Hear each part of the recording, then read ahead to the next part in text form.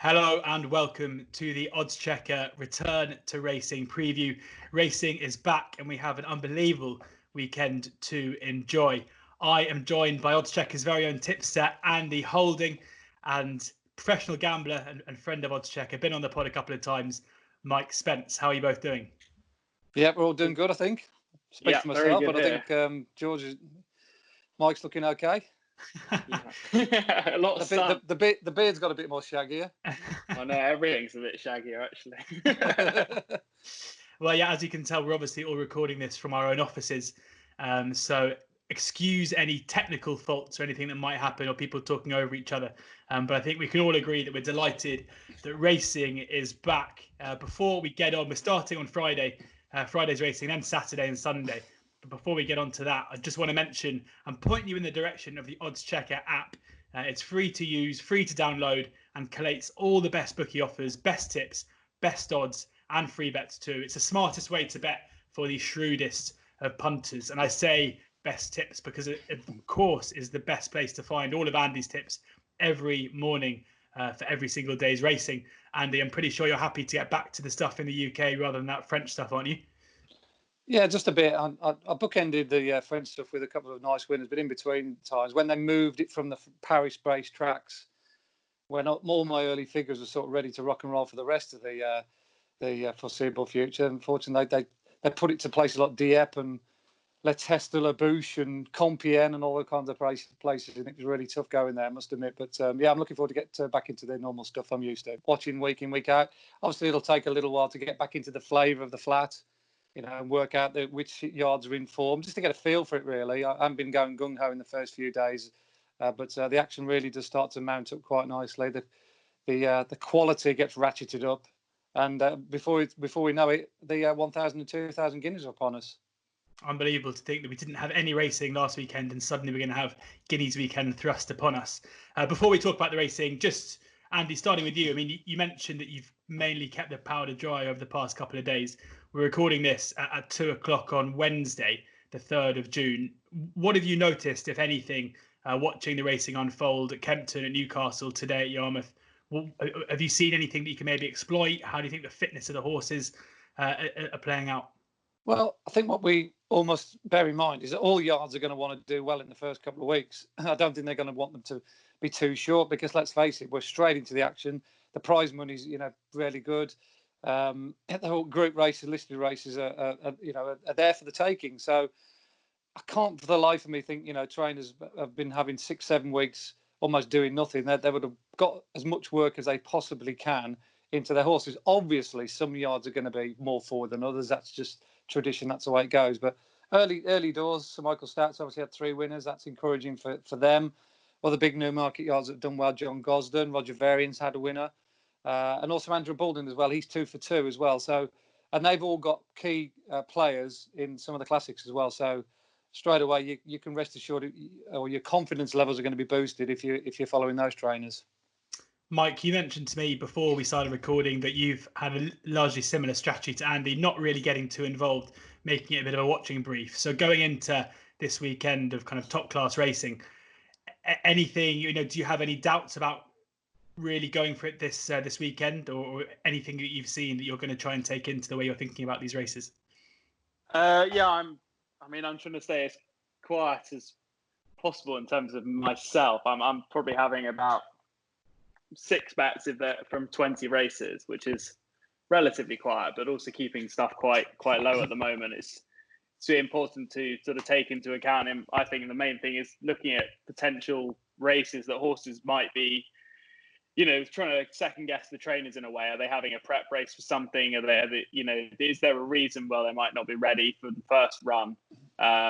Which is something to take into account, especially as we look at the next 3 days, where a lot of the races that we'll talk about are actually trials, but then a lot of them are actually the big races. So it's only 2 weeks to Ascot. So it's worth bearing in mind some horses that could be having a run ahead of Ascot, but also some will take the advantage, as Andy said, and this will be their time to shine. So it's going to be quite tricky this weekend, but there will be angles in there. Let's get on to the racing then. And the first race we're going to cover is the big race on Friday. It is the Coronation Cup, and at the top of the market is Gayat at 6-4. The globetrotting Gayat hasn't run in the UK since 2017. Last year's winners Defoe is 100-30. Stradivarius stepping back and trip is 7-2 best price. Anthony Van Dyke 15-2. 12-1 bar. All these prices that I read out in this video and in this podcast are the best prices on the Oddschecker grid. So across all the bookies that we work with. Andy, looking at this one now, interesting favourite by all accounts. Are you looking at Gayat as being a vulnerable favourite? Can you see why he's as short as 6-4?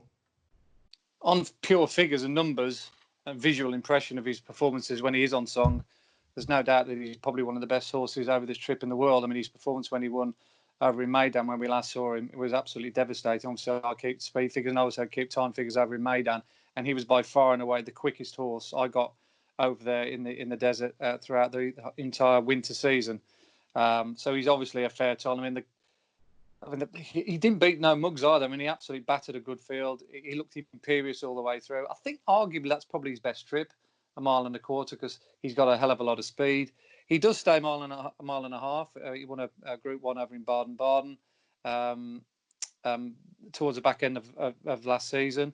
So clearly, when he's on song in a small field, when he can dominate them like he's likely to do at Newmarket, he's a hell of a horse. But, sometimes he has bombed out. He's a bit of an oxo horse. He'll either do it and do it brilliantly, or he gets taken out of his comfort zone, if any of these can possibly do that.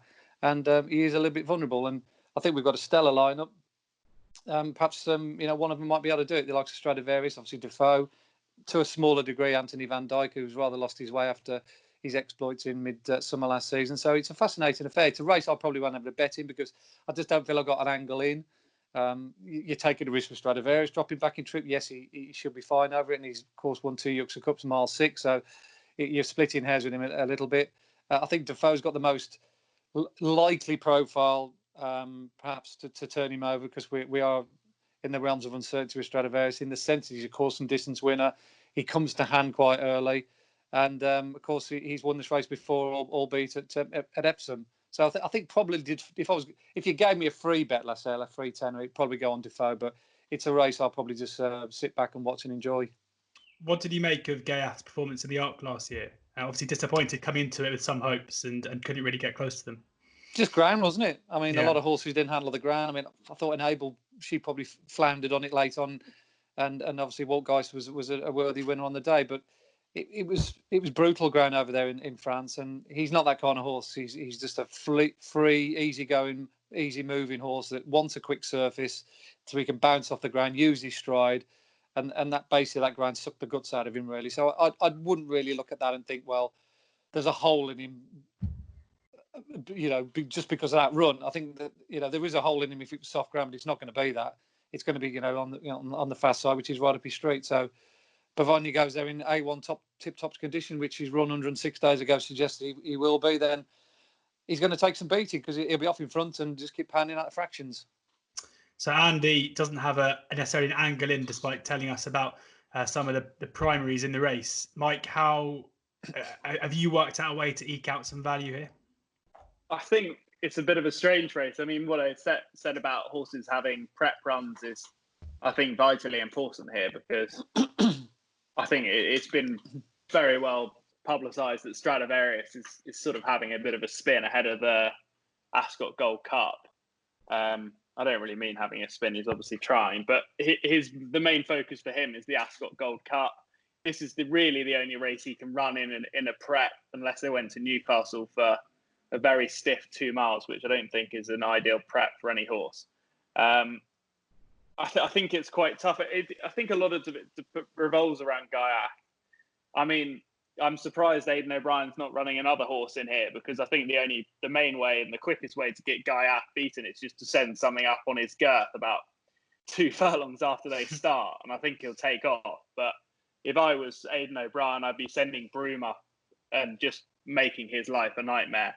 I think he's the type of horse that wins or goes pop. His record shows that. And as such, I think he's very dodgy at about 6-4. He'd be kind of horse I'd want. If they were 7 furlongs out and nothing had touched him so far, I'd probably be wanting to back him in running. But I think it's going to be very tactical.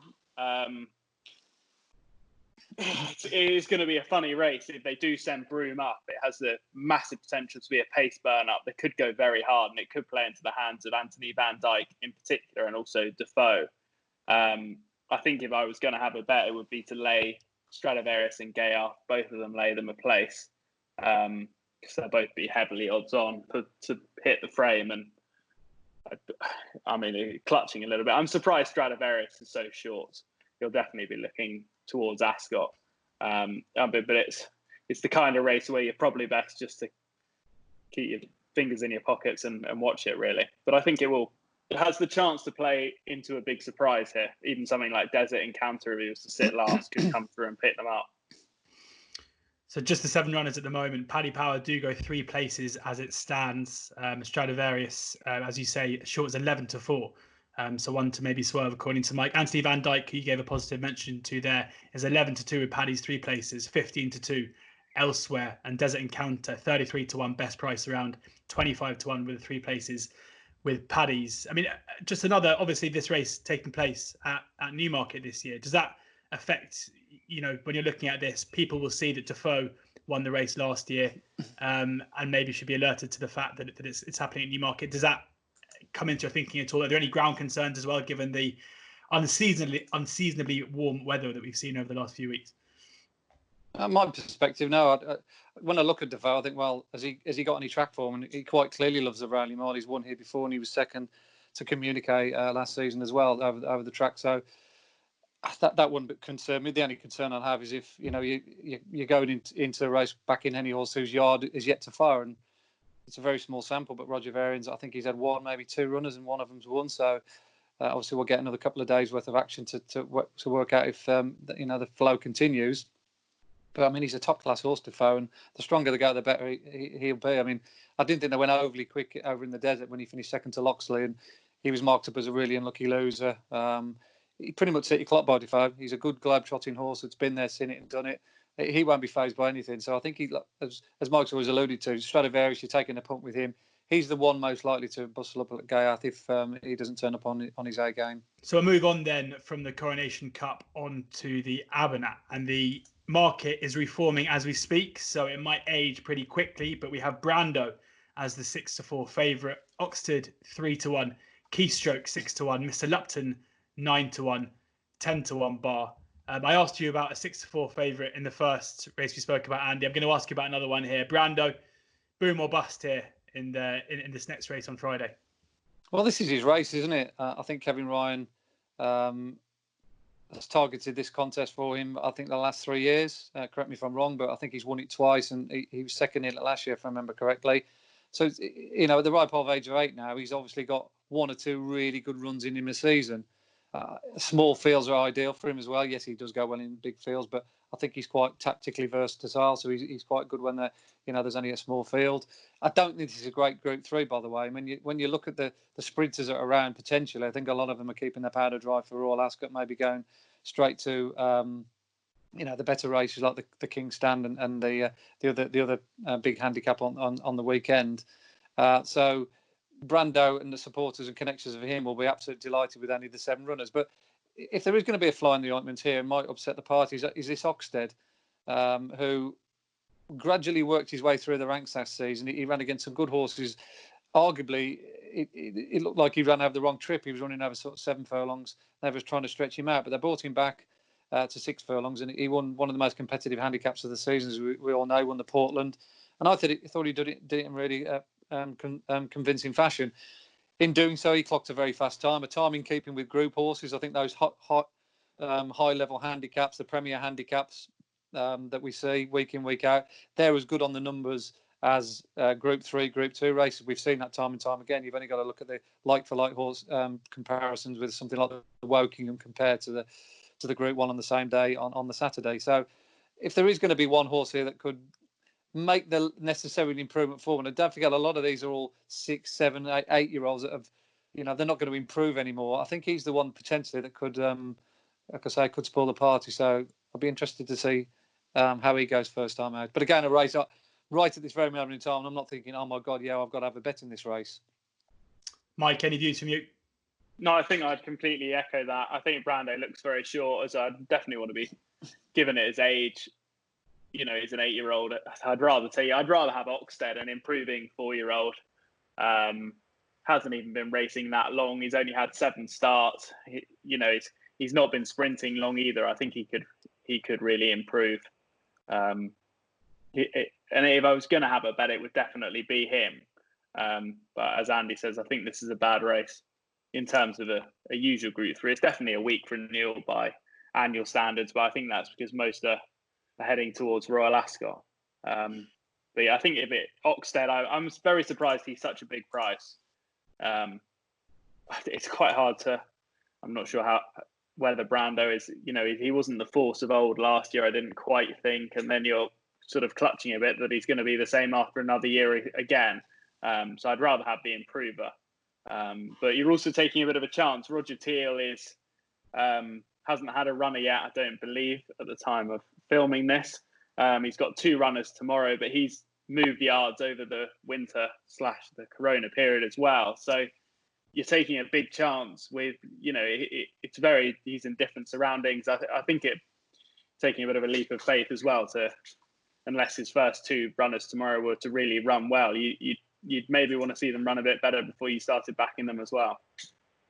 So very tentative selection there from the guys with Oxted. Maybe a no-bet race, but if you really want to have a bet, then take the 3-1 about Oxted. Seems to be the way we're thinking there. The third race we're going to cover on the Friday is the Paradise. Sangarius is a 15-8 favourite. Again, these markets kind of forming as we are recording. Mythical Magic 8-1, Lord Tennyson 10-1, Escobar 11-1, Momkin and Mary's Diamond both 12-1. Mike, coming to you here first. I think this is a bit of a funny race. You're taking a real chance with Sangarius, I think, at this stage. He hasn't run since Royal Ascot last year. Is he having a prep for the Prince of Wales this year? It'd be very surprising if he was fully tuned up unless Ascot wasn't the plan. So we're kind of double guessing a bit there. And I think the biggest problem with Sangarius is that his best 2 runs in his career have undoubtedly, in my opinion, been his 2 runs on softer ground. He was brilliant at Ascot last year on soft ground, and having this run here on faster ground, I can't see them. Ryan's not going to beat him up to win on fast ground, especially if he doesn't feel like he's really handling it. I would be leaving him at the prices unless I heard something very bullish. There's one at a bigger price. I think the prices are a bit all over the place. You might be able to help me out here, George, but I think Century Dream is 16-1 with Betfred. Yeah. And he's a very big price. I think it's quite interesting. They put James Doyle here. It probably suggests that he is pretty tuned up here. He's a horse who was rated 116 at the start of last year. He didn't really fire, but I think it's quite telling they gave him a wind off at the end of last season. And maybe had felt through the year that he hadn't really been at his best because of that. And as such, if they'd have given him a wind up during the season, they'd have lost the season. But he's a very good horse. He's got some very good form. Rated 116 in this pass. I mean, that's higher than any horse in the race. I'm very surprised he's 16s, given that he's had a wind up. He could easily be the type of horse that makes that price look very silly. So Century Dream there for the new training duo of Simon and Ed Crisford, the father and son combo, as you can be these days. What a story that would be for Ed Crisford if he can get them off the mark there in the Paradise. Andy, what are you looking at in this one? Sangarius is the benchmark horse, isn't he? Really, do we go in with him at a short price and believe that Ascot form when he beat Fox Chairman, or do we look back and think, well, his Heron Stakes form beyond King of Comedy when he got outpaced, is that the Sangarius we're going to see over a mile? Does he need further? And the fact that he starts him off over a mile, Sir Michael, in your head you're thinking, well, that's got to be a prep. They start them off short and then they build them up, with Royal Ascot round the corner, and that looks the way they might be thinking. So at a very short price, there's not much meat left on the bone with him. He wouldn't be the kind of horse I want to be backing at a short price with the doubts about the trip. One thing we can say is obviously the yard's in great form. So he's coming here with a team absolutely kicking down the barn door at the moment. So that's a positive. But there are one or two sort of floaters in this race that are very interesting. The lightly raced pair, Lord Tennyson and Duarm, who caught the eye at Wolverhampton. I do quite like him. He's a proper big, strong type, in keeping with a lot of horses that are trained by Owen Burrows. That's got lots of size and scope about him. He could be anything. But if you gave me a free tenner in this race, and nobody I think has ever given me a free tenner for anything, let alone to put on a horse. Shrewd. But I quite like Escobar. He's a horse I followed last season through thick and thin in those big handicaps, and he finally gave me a decent payday at Ascot last season. Of course, he beat Lord North. Now, Lord North is one of those improving handicappers himself that is now going to be a Group 2, perhaps even Group 1 horse, if he really does hit the heights with another season under his belt, maybe.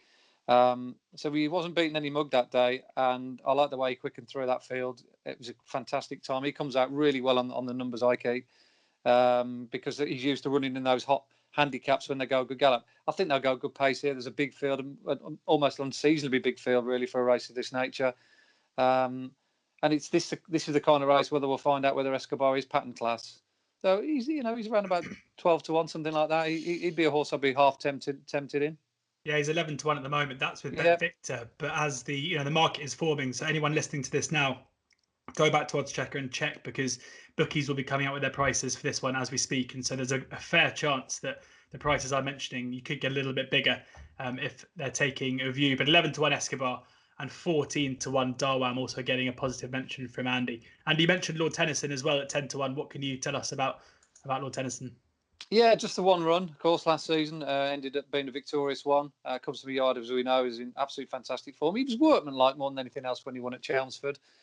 His time figure wasn't anything special, but again, it's the fact that of all the horses that John Gosler could run in a race like this, where's Lord North, for instance? You'd think this would be an ideal race for him, and he picks a horse out who's just had the one run. I mean, he's nobody's fool, is he, John? Master handler. If he thinks he's got one remotely worth pattern class and he's worth pitching into the deep in a race like this, you just have to take notice. He'll certainly be a horse to watch, regardless of how he gets on for the future. Just because of the fact that John's almost telling you he's pattern class. He's putting him in a race like this straight off the bat, and he's one of many in this race he can make a case out for. He's a horse very much worth keeping an eye on for the future. One for the notebook before its second run there, Lord Tennyson, one to watch closely. Still sticking on Friday, a couple of more before we get to the 2,000 guineas on Saturday. And we're going to look quickly at the Derby and the Oaks trials, both on Friday.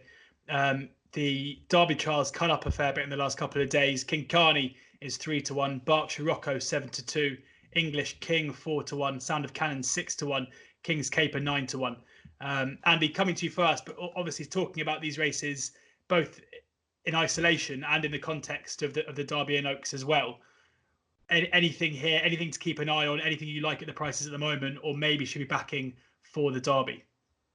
I don't think we'll see the Derby winner in this race. I think it's a substandard Derby trial. This is always one of the weaker links, although, of course, Anthony Van Dyke did manage to win it last year, but I think it was an above-average renewal. But looking at what the horses did last year, I can't see any of these being, up to beating a Ballydor trained individual. And that's the thing, we haven't got any Irish representation to give us a benchmark of where we stand.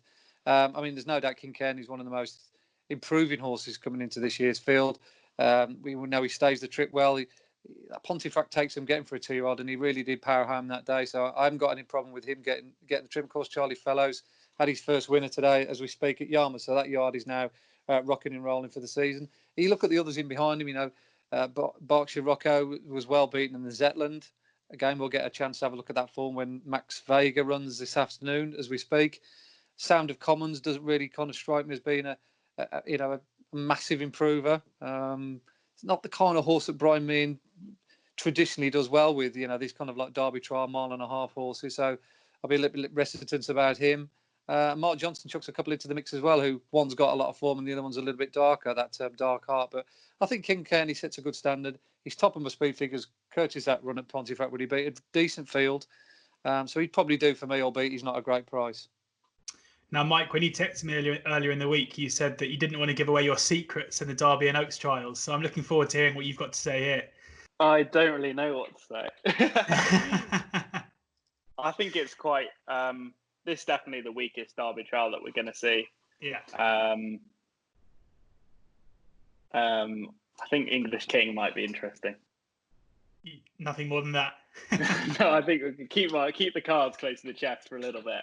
Interesting But to see I don't Tom think any Markman of them as well. Yeah, I think he could be a really nice horse. Yeah, I think he could be a grade or two above the rest of them at the end of the year. There you go. So a wry smile as he gives us a bit of a nod for English King there at 4-1. I have a feeling if Mike's already on it, maybe a bigger price than 4-1 because he was certainly a bigger price a couple of days ago. Looking now, and just as we're on the Derby, any mentions in the Derby market at the moment? If you've had a look at it. I think Military March is running in the 2,000 guineas is going to be interesting with a view for the Derby. I think the fact that he beat a good horse Al Sahale and out-battled him and outstayed him, and the pair of them pull well clear in that race at Newmarket towards the back end of the season suggests that form is pretty good. And obviously Godolphin have got 3 or 4 handy runners in the 2,000, and where else can you run a horse like that? You've got to give him a trial. So let's see how good he is. But I think that is very much a Derby trial for him, Military March, going forward to Epsom. Yeah, and as you say, we'll speak about some of the other ones at the top end of the Derby market fairly soon in our 2,000 guineas preview. On to the Oaks trial now. We have Miss Yoda is the 11-8 favourite, Lake Lucerne 11-2 alongside West End Girl.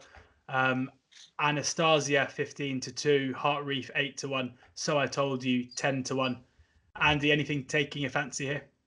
Certainly won't beat Miss Yoda at a short price. I thought she was very unprepossessing as a two-year-old. Whether she's grown into herself and has made into a better older horse, that only time will tell. Again, I've talked about it before with Berkshire Rocco in the previous race. We get a chance to look at that form with Max Vega running this afternoon at Kempton in the 2:45. Of course, if that goes and wins, then it'll boost the claims of Miss Yoda. But yeah, I think this again similar to the Derby trial. I just think this is a really weak heat. You've got 1 or 2 horses with potential, like Lake Lucerne, who won well enough on its second start at Chelmsford, but it is modest form. I've got nothing in this race doing any kind of figures that would suggest that they're Group 1 level at the moment, and I can't see them being Group 1 horses even going forward. I think the Richard Hughes horse is interesting. So I Told You. Thought she was quite tenacious in victory at Nottingham on heavy ground. I think she's a nice model, and I think Richard Hughes has got some decent horses going forward this season. He's got a horse that won at Newmarket towards the back end of the year that I put in my 10 to follow list when I did for Oddschecker a few weeks ago, and I can't for the life of me remember his name, but I think he's going to be a good horse this season. So I think this could be the year that Richard Hughes does make a breakthrough with regard to genuine group horses, and the fact that this one's in a listed race straight off the bat suggests he thinks this one is. Mike, anything for you? You've given us the winner of the Derby trial. What wins the Oaks trial? I quite hope West End Girl wins, to be honest, because I own her. But that would be handy. 11-2 at the moment with Bet Victor. Yeah, so she's not really hiding anything. You could make a pretty strong case that she probably has the best form in the race when she won her Group 3 last year. She's taken a bit of time to come to hand this year. Maybe this has come a week too soon, but she's still a very good horse. She's more than fit enough, so I'm just hoping she runs well, really. And if it is a weak race and she's in good form, she has to have every chance, really. She is rated 99, so fingers crossed. How, just quickly, given that we're speaking about a horse that you own, how has it been over the last couple of months in terms of how often are you keeping in touch with the trainers who train your horses? How difficult has it been to try and kind of reevaluate your plans for the horses for the upcoming season? You mentioned from a betting perspective, looking ahead and trying to second guess what owners are doing, but from the owner's standpoint, how's it been? It's been a bit, well, I don't think there's any ideal time for a sort of global pandemic, but if there was a time, I suppose it was probably the ideal time, because if you own jumps horses, it was the perfect time to put them away until next year, and the flat horses hadn't really started full work. So as a time for it to happen, it was ideal. It's been quite hard. A lot of horses. It's probably helped a lot of fillies, because I think we had quite a wet winter. It didn't help a lot of the fillies, and now we've been delayed, which means a lot of them have had the button press a lot later in the year. The sun recently really helped them. West End Girl, for instance, probably wouldn't have been ready for the Oaks trials at their usual time. So it's definitely helped her. But at the same time, it's a lot of sitting and waiting for horses. It's going to be very hard to win races in the early part of the year. And it's not been easy, really. Trying to work out where to go. The hardest bit is, you have them fit, and, you have like a very talented horse who, they were all back in work to sort of run in a Guineas trial at the start of April, and you're kind of trying to just keep them in cotton wool really until the season comes. But so it's not been easy, and the prize money's been halved as well. So it's going to be a tricky year and an interesting year for owners. And I think they need to do a pretty good job at getting owners back on the course quickly. Otherwise, it's going to have trying to sell horses to owners when they can't actually go racing is going to be quite tough. But we'll see how that goes in the next few weeks. Mike, on a personal level, question about West End Girl. What went wrong with her in the Fillies Mile? Was she not quite right that day, or is an issue maybe with the trip with her, even though she's by Golden Horn? Do you think she's going to get a mile and a half? Well, we're not really sure. The form of Newmarket worked out very well. She beat subsequent Group 3 winner and a listed winner, and then Doncaster, she had a cut on her leg, but it was very windy that day, and she just didn't really seem to like it. I don't think it helped her being out in front. But Newmarket, there was just no excuse really. She was beat before halfway. It was far too bad to be true. And there was no reason. So we're just hoping that a bit of time away is suited her. She does look more like a middle distance filly than a miler. Right. She did a bit of work the other day with Rose of Kildare, who runs in the 1,000 Guineas on Sunday. Similar type. And we were wanting to see. Well, she's a similar type in terms of ability and level. But they're built a bit differently. West End Girl's more of a middle distance filly. And to be fair, she didn't quite show as much speed as Rose of Kildare, but that would also be expected because Rose of Kildare won a Group 3 over 6 furlongs. So we are thinking about the 1,000 Guineas as a potential Oaks trial. Right. But because she did, she looks more of a middle distance filly, and she kind of galloped the other day like that. So we're hoping she stays the trip. It's still a mile 3.5, and we're not entirely sure about the trip, but we think it will probably suit. Well, fingers crossed. Fingers crossed. Yeah. Exactly. That you are in the winner's enclosure virtually on virtually on Friday afternoon. Now on to the arguably, the one we've all been waiting for, I think, and one we've been waiting for a very long time as well. The 2,000 Guineas is on Saturday, and Pinatubo heads up the market at 10 to 11 best price as we speak. Arizona next in at 6 to 1. Kamiko is 15 to 2. Kinross is 14 to 1. Tipped up by Andy back in October at 25 to 1. Ranked disappointingly, I'm sure we'll talk about in a second, next time out, but still halved in price since Andy put him up. Wichita 14 to 1. Al Sahel 16 to 1. Military March 16 to 1. 25 to 1 bar. Before we talk about your selection, Ken Ross, Andy, let's start with a market leader. It's difficult to, you'd be hard pushed to find a more impressive prospects coming into this race than Pinatubo. How do you view the 10 to 11 on offer at the moment? I don't really think we've had a horse coming into a Guineas with a profile like him. Frankel himself was still a work in progress, but this fellow's done what Frankel could only sort of dream about as a 2-year-old, particularly from a figures perspective as well. Frankel clocked some good numbers, but it was only really in his 3-year campaign that he started hitting the ball out of the park. But this fella's been doing it, straight from off the bat. And his performances at Goodwood in particular, and when he went over to the Curragh, were absolutely sensational. Won by 5 lengths, 9 lengths respectively, but he was beating some good horses and kicking them into touch. The turn of foot that he showed when he won in the Curragh was just sensational. Arizona was a speck on the horizon, really. He was more workmanlike, as we know, in the Dewhurst, and spectacular. But I quite like that, the fact that he had to get down and dirty that day. An absolutely filthy ground, by the way. I was there that day, and it was really cold and unseasonable, and the ground was like a pudding. But he really fought hard all the way to the line. You could see him as well with an extra furlong going even further clear of the rest of the field. So I don't see the mile as being an issue. They reckon he might be even a Derby horse after the weekend if they come through with flying colours. The one thing we love about him as well is the fact that he settles. He gives himself every chance in a race by settling, and he's also apparently he's a bit of a lamb in the prelims as well beforehand. So he doesn't waste any energy. So he's the perfect racehorse, really. He saves it all for the track.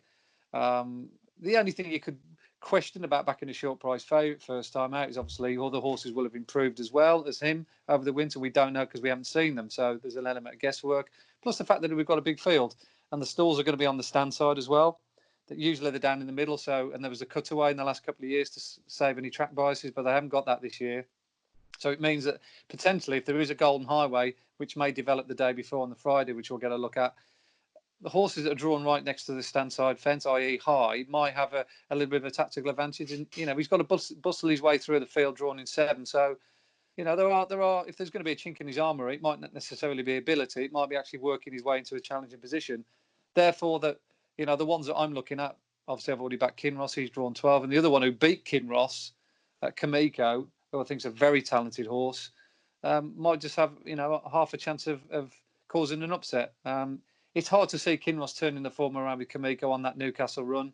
But the fact that he's been so heavily backed again, despite getting hammered, I mean, he should be a 33-1 shot off the back of that Newmarket. But the money keeps coming from him. There's been lots of positive vibes from the Beckett yard. He's almost actually shorter in places than Kamiko, which seems, almost unthinkable, considering he's got 4 lengths to find. But there might have been something wrong with him that day. It was off the back of a high-speed figure first time out where he might have bounced. He was a bit keen, a bit fresh at Newcastle in a Group 1 from a maiden. It was a bit of a culture shock. And albeit it might be that that's as good as he was, I've got a sneaky feeling that he is a bit better than that. He's going back to the Rowley Mile, which of course we know he runs the track really well. And he's got a good draw. So I'll be hopeful with Kinross, at least running a half a decent race, better than he did at Newcastle. But from a pure betting perspective, Kamiko ticks all the boxes. He's a Group 1 winner. He's got track form. He's absolutely crying out for a straight run, strong mile. And of course, his yards 2 for 2 so far. They hit the ground running last season. So what price is he, Kamiko, at the moment, did you say, Rand? 15-2 best price with 888, 7-1 general. I mean, if you could get that kind of price, 4 places on the day, I can't believe bookmakers won't go 4 places here. He looks an absolute nail each way, Kamiko. Interesting as well, in that race that you mentioned where Kamiko beat Kinross, Mogul also in that race, who's been very well back for the Derby, kind of a similar run to Kinross as well. So suggesting that race could be very strong indeed. Mike, start at the top as well with Pinatubo. Andy's given him a glowing reference. Are you do you have similar respect and admiration for Pinatubo and what he's done so far? Yeah, I think you have to, really. He's just a very good horse. I mean, that probably underestimates him as well. He's, superb horse, isn't he? If he turns up in the form he was in last year, then I don't think anything will beat him, really. I think it's personally as simple as that. But I think there's some pretty big caveats to him. He looked more of a 2-year-old than a lot of the horses he was running against last year. How much he's grown. I mean, it's going to be massive questions. I think it's very hard to back him. I think it was easier to back Frankel at an even shorter price, just because I know he'd obviously had a prep, but Frankel was much more likely to progress, in my opinion, than Pinatubo was at the same stage, just for the way he was bred and the size and the shape of him. I mean, he should take all the beating. I will make a case for a few of them in behind that he runs against. I'm going to put one up at 50-1, actually. I do think this is a big price. A horse that I like a lot called Star Cat, who I think will run very well. He would have been one of the highest rated 2-year-olds I rated all of last season when he won at Kempton. There was 3 horses in that race that pulled quite a long way clear. None of the other 2 have run since, but it was a very good piece of form. He is an expensive Lope de Vega sire that's doing incredibly well. I'd be a bit disappointed if he couldn't improve past a lot of the horses that are shorter prices than him. It's a big ask for him to win on his second start, but he is also 50-1, so you're getting the value there. I think Kinross will run well. I think he'll want soft ground, personally, as the year goes on. The whole family have always wanted soft, but And obviously his debut was on soft, but he should be okay. I mean, there've been very rave reports about Arizona. Apparently, he's flying over in Coolmore. But I think it's a tough race. I mean, if I was going to have a bet, the only thing I'd do is back Starcat, probably a bit of win and each way at 50-1. I think he could be anything. I know he's incredibly highly regarded. So 50-1 will do me well. Starcat 50-1. I'm pretty sure on debut, Starcat opened up at 40-1, went off 9-1, and won by a couple of lengths as well. So done it before. Starcat 50-1 with Ladbrokes, Bet Victor, and Coral as short as 33-1. Elsewhere, anything more to add at the other end of the market, Andy? Yeah, I think one of the most talented horses in this race is Alsa Hale. I think he's got his quirks. Sometimes his head carriage has been a little bit questionable. It's an odd thing, really, because every time I've watched Alsa Hale, he's always looked to me as though he wants coming back in trip rather than going up. But you listen to Charlie Appleby's reports, they want to be bumping him up in trip. They see him as a middle distance horse, which it looks an absolute mythical to me. At Sandown, he looked like he was going to come and win the Solaria. Then he sort of didn't get home up the hill. He got out battled by his stable companion, albeit on soft ground, Military March, towards the back end of the season in the Autumn Stakes. And every time I see him run, I think this horse wants 7 furlongs or even dropping back. And yet they think he's a 1.25 mile horse, but he's got a massive amount of talent. He'll come there definitely going well at 2 hours because of the way he cruises through his races. What he'll end up doing, I do not know, but he's an interesting horse going forward, him. If he were mine, he'd be a Jersey Stakes horse all over. That kind of race, 7 furlongs, when they go flat out, you can just come through. I just, unless I'm missing something, I'm seeing something that somebody else can't see. I just don't think he's got a cat and house chance of getting 1.25 miles. So this will be D-Day with Alsa Hale, which way they decide to go. But I'm hoping he travels, doesn't get home, and then they drop him back in trip for Ascot. So another one for the notebook rather than a selection for Saturday. Yeah, because he's just a very incredibly talented horse. Okay, that is the 2000 Guineas preview for you there. Respect being shown to Pinatubo at the top of the market, but a few bullets in behind with a 50-1 tip as well. And Mike has certainly banged in a couple of big price winners on this podcast before, so worth taking note. On to the Dahlia now. Terra Bellum is a 7-4 favourite. Magic Lily 11-4. Queen Power 7-2. 16-1. Bar just, I think, 7 runners as it stands. 3 at the top end of the market, looking the most likely. Andy, can you make a case for any of them? Well, the fact that Terra Bellum's the nominated choice from the John Gosden stable is pretty much all you need to know here. They had Fanny Logan in here, who was an unlucky 4th over in Santa Anita behind the thing of Joseph O'Brien's name. I can't remember. Is it Erudite? Was it Erudite? Got a bad... Erudite, that's the one. Yeah, sorry, beg your pardon. Yeah. Got a really bad trip that day over in Santa Anita, and I thought if this runs here, it'll win the Dahlia. But he's going to run Terra Bellum, who faded in the latter stage on its last run at Longchamp, but travelled up like the best horse, just didn't get home in the very soft ground. I always think she's a smooth moving horse, and she'd be better on better ground, like she proved when she won first time out at Goodwood. Yes, she has handled softest ground in Deauville, but it was in a weaker race. But I think the better ground will suit, and with the hard flying, I didn't think this was a particularly strong race. I'm still not sure whether Queen Power, with her, whether she genuinely gets a trip.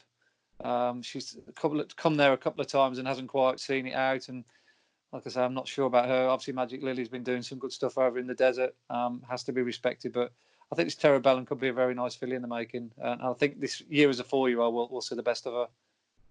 7-4 Terra Bellum. Mike, do you agree with sticking with the Fav here? I think so. Yeah, I don't really have anything to take her on. Queen Power, I think, is incredibly talented, but she may well be a miler. I agree about that. I mean, it's very hard to make a case for Magic Lily. Her UK form is probably not quite good enough. She's got a £3 penalty. And I completely agree about Terra Bellum and the ground. She could be a very, very nice filly in the making, but I mean, it's a no-bet race for me as well, though. Okay, 7-4 Terra Bellum if they've made a case for you, but Mike's saying no bet race for him, although agreeing with what Andy says, so that's good. Always nice when you two agree. On to the last race we're going to talk about on Saturday, which is the Palace House. Judicial is the 92 favourite. Major Jumbo 5-1. Moss Gill 6-1. Shades of Blue 8-1. Far Above 9-1. Mike, any views here? I don't have a strong view because I'd like to see them all run. I don't think this is the type of race that anyone's going to get rich as sort of a profile. But I do think Mosgiel is an exceptionally good horse and better than 105, which is his rating. And I think he probably should be favourite.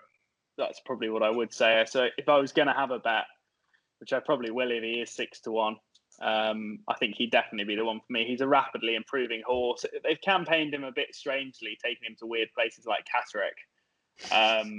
The people of Catterick will be very happy to hear you say that. But I know, but they're sort of he's such a talented horse, and then they've kind of run him in some weird races. But again, it's a bit like we were talking about with this sprint early. I think these unexposed horses, getting a 3-year-old going for, they can really improve. And he kind of ran a bit like that last year. We had a horse called Profitable who was, he almost had a bit of a similar profile. He won a Group 1, he won the King's Stand at Ascot, but he got beat in 2 handicaps as a 2-year-old. And I think these sprinters sometimes can get lost a bit along the way. They can throw in bad races and get beaten. And I thought he was better than ever running on the last day of racing before the coronavirus when he won by 3.5 lengths at Wolverhampton. It was a 3-runner race, but it was one of the fastest races ever run at Wolverhampton. He didn't need to be at his best either. And I think he is a horse that is going to have a very good year. And he is better than 105. Is it a positive for you as well that he had a run in March? I don't think so. Okay. 84 days is a long time. Yeah. And most of these sprinters will get themselves fit anyway. Yeah. It can be maybe a bit more rustiness than anything else, but I probably wouldn't look into that too much. Okay. Andy? Yeah, we've dropped on the same horse here by hook or by crook. Many respects, I'm quite surprised that Mike would have gone for a horse like this, Northern Train horse, that might have just slipped under the radar. But he's obviously been looking at the speed figures chart that this horse has been clocking when he's been in good form. He's a rapidly improving 3-year-old last season. I agree, Catterick wouldn't have been his bag, particularly on soft ground. But he's a beautiful mover. And when he's had genuine quick ground, I think like he one day did at York, he absolutely blitzed the field. He's got a great turn of foot, a lovely cruising speed. And I think he's one of those horses that should almost never have been a handicapper. He's always looked as though he's going to be better in a better field against quality horses. And this weekend, he'll get a chance to prove that. And he arrives here almost one of the fittest horses in the field, if you want to look down that route. I mean, he's 84 days ago, it only feels like round the corner, doesn't it? Some of these have been off for the thick end of 250 odd days. So he's probably he'll take less to get fit than some of the others. He's got a fair draw. I'm not saying it's going to be a great draw because we don't know how the draw pan out, but I'd rather be high than low at this stage if I was guessing how it'll pan out. Drawn is still 10 of the 13, so I think he'll run well, and I'll be very interested to see how James Tate's horse gets on, far above. He was a big improver last season. He got beat on his second start after impressing on his debut. He beat one of George Scott's called Crantock Bay next time out very easily at Donny. And then they went on the continent with him on his last start. He just about got home, and I think they probably thought, oh, we've got a good sprinter here, but we might have even having a 5-furlong horse, having campaigned him over 7 and 6. He's starting him off over 5. He's won at the track. He has got a hell of a lot of talent. He's got a really good cruising speed. He's built like a sprinter as well. He's very much like in the mould of his other good horse, Invisible Army. Is it Invincible Army? So yeah, he knows what he's doing with a horse like this. So if I had to have 2 against the field, that'd be it. But Mosgiel's the most interesting one. So Mosgiel's certainly the tip here. 6-1 at the moment. That is with William Hill.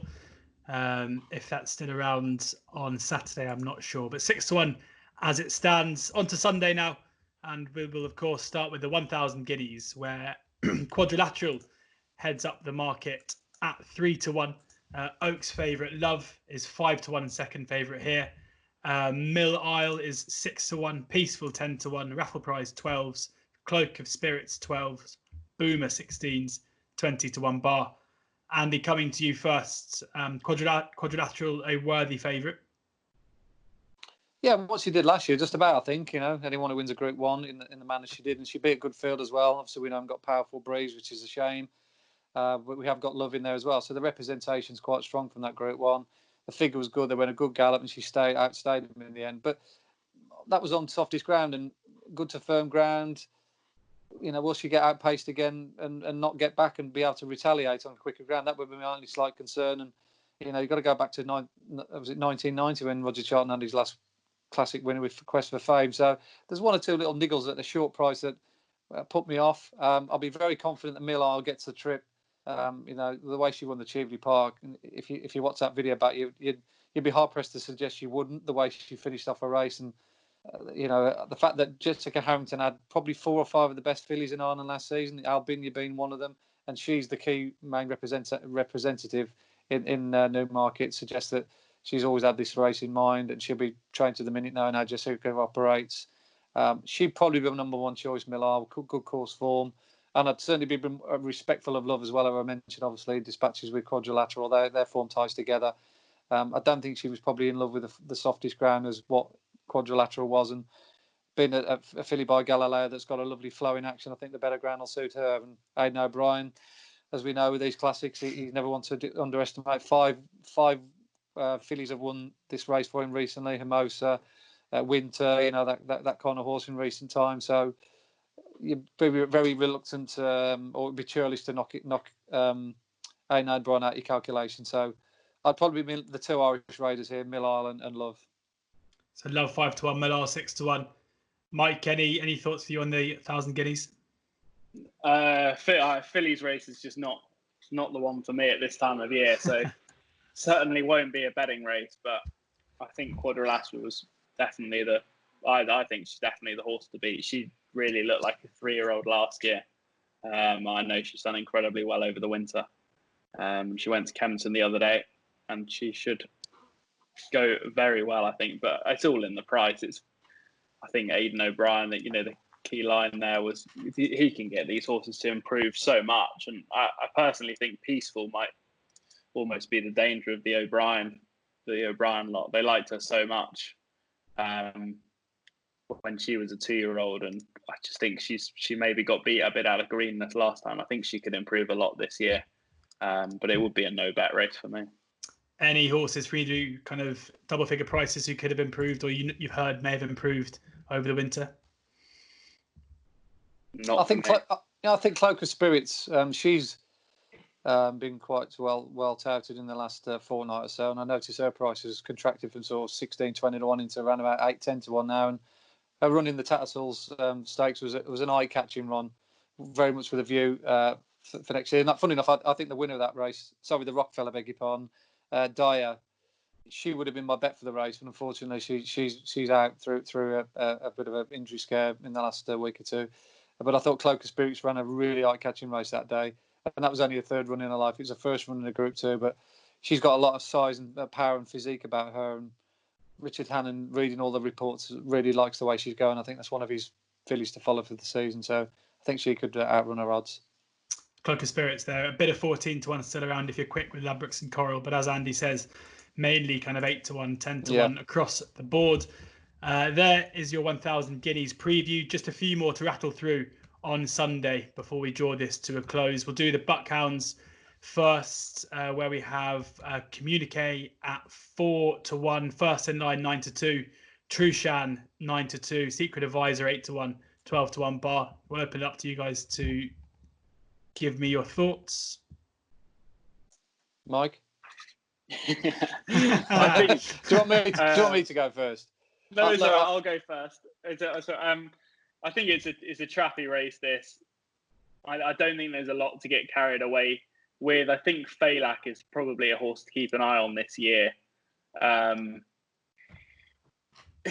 a trappy race without the decks at this stage, but he was a rapid improver last year, and he just might not have been quite as comfortable on that soft ground last time when chasing home Mirando. I think he's only had 8 starts, and he could just be a nice horse to follow this year rather than putting him up as a bet. Yeah, as Mike says, I should mention we are recording this on Wednesday, so the races might cut up a little bit if you're listening to this on Thursday afternoon or later. Andy, anything for you there? Yeah, the two horses I put up in that 20 to follow list, two of them run against each other here, which is a bit of a shame. But I was a big fan of Trushan last season. When he won that Newmarket handicap, he beat First in Line. That was about as good as you're going to get with regards to 3-year-old staying handicappers. It was a who's who of all the improving types that went into it. They went a mother and father of a gallop. The figure was off the scale, and he went to Newbury next time, and he come up against Hamish, who'd similarly been impressive in the Melrose. I thought, well, he'll do well to beat Hamish because he looked as though he was a group horse in waiting. And even though he got outpaced that down the heavy ground, he came back and beat Hamish. So he showed his versatility of handling good ground and then heavy ground. I think Alan King's going to have a really good horse on his hands here. I think the E-Ball's been mooted as a race later on in the season. Obviously, we're talking £1 million. It was up for grabs last year. I'm not sure where that pot's going to be dangles as a carrot this year. It might be substantially smaller, but it'll soon be a fair pot. And this is a really good starting point for him. Going back to the same course that saw him put up his best performance on the clock. And obviously First in Line, who chased him home, was a good winner at Chelmsford, and the Gosden horses in form, but they haven't been missed in the market. I noticed, it's a fairly big, sizable field at the moment, but one he wants 4-1 and the other one's 9-2, so you're not getting much bang for your buck there. But either one of those two, I think probably they'll be good enough to win. You will be getting bang for your buck when the race cuts up, Andy, and then 9-4 the pair. Yeah, well, probably, but at this stage, you think, well, I'd rather back him at sort of 3-1 and know the field and see how that land lies rather than take 4-1. I have a feeling that might be a bit of a theme here, but we'll go on to the Pretty Polly anyway. Andy, starting with you. Domino Darling, 5-2 favourite. Run Wild is 5-1 second favourite. Short to 3-1 in some places. Labrix and Cole are really sticking their neck out there. Alpen Rose, 11-2. Queen Daenerys, 6-1. 13-2 for Tiempo Vuela, and Snow Shower, 8-1 Endless Echoes. Again, this is likely going to cut up a fair bit. Presuming they all run. Andy, what are you liking here? Yeah, I'm a massive fan of this Domino Darling. I'm hoping for William Haggis' horses to break the shackles free in the next few days. He had two runners the other day at Kempton. They ran all right. Both one of them got beat at a short price, albeit he didn't run that badly. But this is my Oaks filly for the season. I think the front two that day at Doncaster, Domino Darling, the second horse at Chasing Home, Gold Wonder, above average. The figure for a soft ground or heavy ground maiden, they shouldn't have been running to the numbers that they did under the conditions, but it was by the far and away the fastest furlong per furlong time on that card back in October. They were Paul Wellcliffe, a horse called Wonderful Thought, I think has won subsequently when she went abroad next time out. I think she ran at St. Cloud. So I'm pretty sure that race is going to stack up. And again, a lot of, because when you do like a 15-20 to follow list, you expect them to probably not run for the first. Some of them won't run until a month, but they're literally like coming at you like a Gatling gun, one after the other. So 10 to follow list could be in shreds, or the skeleton of them could be in shreds after this weekend, and you might have to rejuggle the balls a bit. But I'll be disappointed this Domino Darling doesn't make into a Group 1 filly, and this looks a good starting point for her. So yeah, she'd be one of my strongest views of the week. I reckon that 10 to follow list will be framed behind you, Andy, in a week's time. So don't worry about it. Mike, what are you looking at here? I think I completely agree, albeit I don't think I'd want to back her on Sunday. I think I'd want to see these Haggis fillies run a little bit better.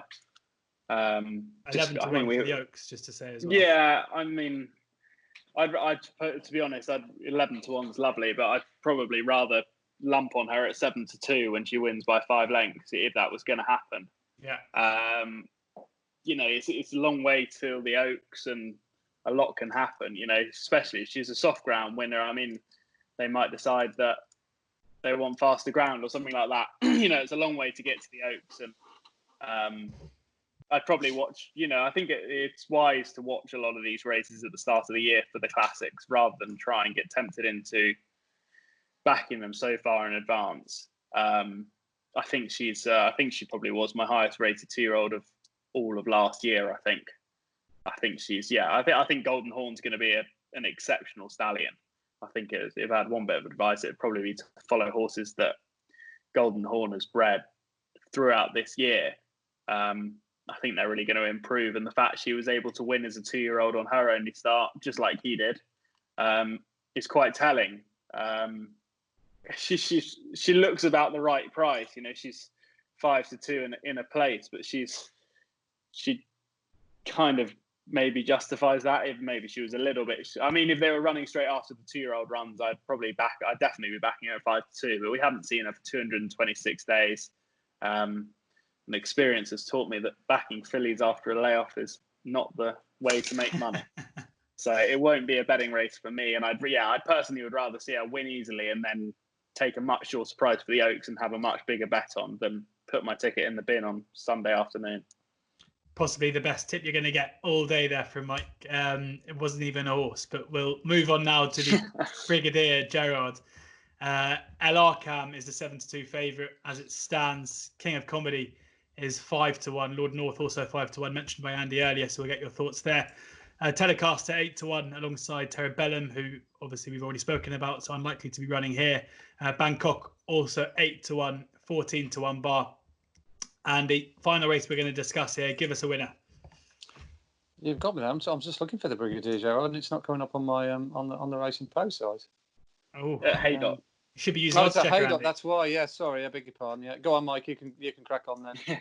I think it's a tricky race. This again, I think it's probably more of a waiting race. This, I mean, if you're having a spin for the Prince of Wales, this is an ideal race. You know, Haydock 10 furlongs, not have the hardest race and go to Ascot. There's a lot of horses that tick that box for me.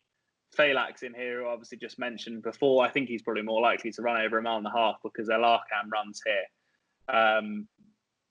It's very hard to know which horses are going to be tuned up for this. Telecaster's definitely an interesting horse. I think he gets himself fit. He's actually a half brother to Al Sahel, who we were talking about earlier. He lost his way a bit, but obviously Telecaster went off a short price for the Derby when he ran no race and hasn't really gone on. But if he was tuned up and ready to go, we're guessing a little bit here, but I think he's a very nice horse, Telecaster. And if he was fit, I think he'd probably be the one, but it's a big question mark as well. 8-1 Telecaster with Hills, Bet Victor and Unibet. Andy, I'm hoping you've navigated your way back to Oddschecker and we can come to you for your Brigadier Gerard thoughts. Yeah, it just threw me a little bit there. Yeah, I'd look. I'm a big fan of Lord North, as I am of John Gosden, in as everybody is, and he's got King of Comedy, Lord North in here. I think whichever one of those two he runs would probably be for me. But Lord North, I love the way he improved last season. He looked a group horse. He was very unlucky, funny enough, at Sandown. When he ran in that group race, I think it might have been the race at King of Comedy, Randy, but he ran into a wall of horses that day. And he was a horse that I put down in my tracker, and then for some miraculous reason, I missed him when he ran when he won the Cambridgeshire. I don't know. I didn't have my head right that day, whatever. And I just looked elsewhere and tried to be cute, but it wasn't surprising that he worked his way through the ranks and he ended up being the horse he was. And he's always looked again like another horse of John's that will improve when he's at 4 and 5 yard. He just got big stature about him. He looks a class horse. Whether Haydock will end up being his track, I don't know. But both of those two horses, King of Comedy and Lord North, have got a huge amount of talent. So King Comedy 5-1, Lord North also 5-1. That brings our Guineas and weekend racing preview to a close. Before I let you both go, I'm afraid I'm going to ask you for your nap of the weekend. So if you had to recommend that somebody had just the one bet from the races we've been talking about, what would you give them, Andy? Well, I'm a big fan of Andrew Bull. Andrew Bull has just had another winner, by the way, at Kempton. He's now 3 for 3. So that leads me on nicely to a horse, not Kamiko, because I've obviously already mentioned him, but there's a lovely horse that Andrew Balding trains called Punctuation. It runs in the listed race, the Newmarket Stakes, 3 o'clock on Saturday. We haven't discussed that race yet. So I'm going to give you one a little bit from left field, but I was massively taken by the way he won at Kempton. He's got a powerful stride on him.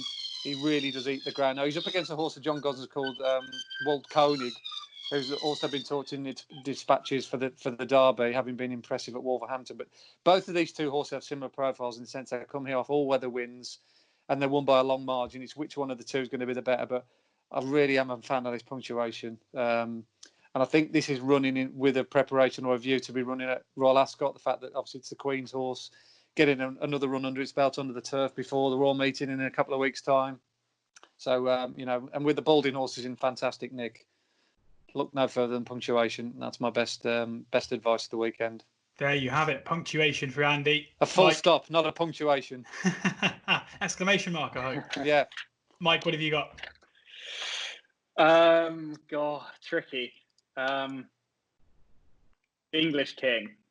English King for the Derby trial at 4-1. Yeah.